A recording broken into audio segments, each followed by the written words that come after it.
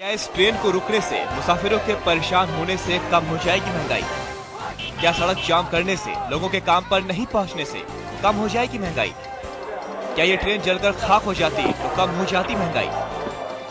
क्या करोड़ों का नुकसान करने से, सरकारी संपत्ति को तहस नहस करने से कम हो जाएगी महंगाई? बंद में हुए करोड़ों के नुकसान की कौन करेगा भरपाई? क्या कोई नेता करेगा करोड़ों के नुकसान की भरपाई? अगर नहीं तो बंद करो बंद पर सियासत, बंद करो बार बार ये भारत बंद। सबसे ज्यादा नुकसान आम आदमी को ही है, खासकर जो मेहनत मजदूरी करके अपने परिवार का पेट पालते हैं। 27 अप्रैल को हुए भारत बंद में भी देश को 900 करोड़ रुपए का नुकसान हुआ था। कहीं जनता को बेवकूफ तो नहीं बना रही है नेता? हम भी महंगाई के खिलाफ हैं। सरकार के बार बार महंगाई बढ़ाने का हम भी विरोध करते हैं, लेकिन जो विरोध मुल्क और आवाम को नुकसान पहुंचाए, उस तरीके पर देश को एतराज लाजमी है। इसलिए बंद करो बंद की ये सियासत, अब बंद करो बार बार ये बंद। बंद का असर हो सकता है आपको आगे भी महसूस हो, क्योंकि बंद में छोटे पर्दे की सीरियल्स की शूटिंग भी बंद रही। जी हां, भारत बंद के चलते छोटे पर्दे के लगभग सभी स्टूडियो में ताले पड़े रहे।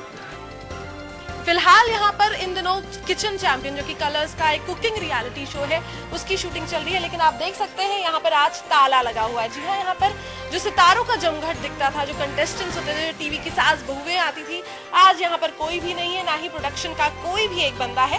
बात करेंगे यहाँ पर दादा से। आप यहाँ पे गार्ड करते हैं, आप बताइए यहाँ पे अमूमन कितने बजे से कितने बजे तक शूटिंग चालू रहती है? देखिए, सुबह 9:30 से रात में 10 बजे तक चलती है। जहां रोज सितारों का मेला लगता था, वहां भारत बंद के चलते वीरानी छाई रही। टीवी की सास बहुओं ने भी शायद महंगाई के चलते शूटिंग में ना पहुंचना ही बेहतर समझा।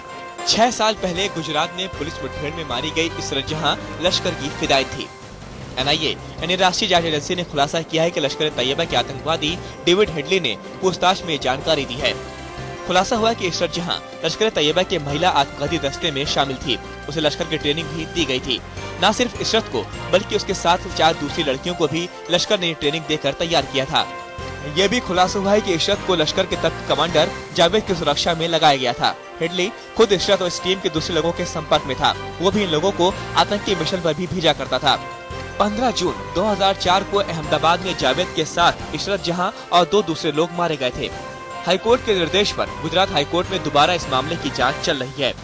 NIA सूत्रों की माने तो पूछताछ के दौरान हेडली ने इशरत और लश्कर के रिश्तों को लेकर ढेर सारे खुलासे किए हैं। उसे न सिर्फ पाकिस्तान में ट्रेनिंग दी गई थी, बल्कि वो लश्कर का सुसाइड बॉम्बर थी। इस खुलासे के बाद इशरत मामले में नया मोड़ आ सकता है। कैमरामैन अशोक बहनोत के साथ शमशेर सिंह, दिल्ली, आज तक। छोटा राजन गैंग को 1 महीने में दूसरी बार झटका लगा है। 2 जून को फरीद तनाशा की मौत से छोटा राजन गैंग अभी उभरा भी नहीं था कि ये खबर आ गई। कोलकाता पुलिस की स्पेशल टास्क फोर्स की माने तो छोटा राजन के 2 पूर्व गुर्गे मनीष सिंह और सुनील पांडे को नेपाल के छापा में मार गिराया गया। शक की सुई भरत नेपाली पर घूम रही है। STF को खबर थी कि दोनों शार्प शूटर उत्तरी बंगाल से कोलकाता में घुसने की फिराक में थे। दोनों एक कार में थे और उन्हें दूसरी कार में आए शूटरों ने झापा के चरेली कैंप में मार गिराया। पुराने साथियों के अलग होने और फिर फरीद तनाशा की मौत के बाद से छोटा राजन गिरोह की मुश्किलें कम होने का नाम ही नहीं ले रही। अभिजीत नदी मजूमदार, कोलकाता, आज तक।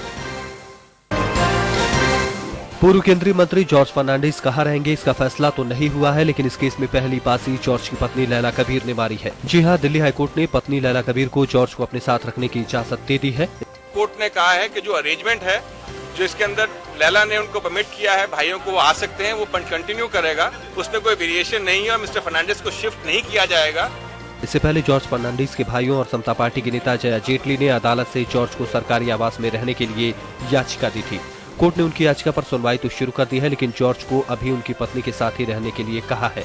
हालांकि जॉर्ज के भाइयों को यकीन है कि कोर्ट का आखिरी फैसला उनके ही हक में होगा। उनके देखे से जो आ जाती है रुख पे रौनक, वो समझते हैं बीमार का हाल अच्छा है। पत्नी लैला कबीर को देखकर जॉर्ज फर्नांडिस के चेहरे पर और आंखों में जो चमक आई, अदालत उसे बखूबी समझ गई और उसके बाद ही झट फैसला कर लिया कि फिलहाल जॉर्ज को कहीं शिफ्ट करने की कोई जरूरत नहीं।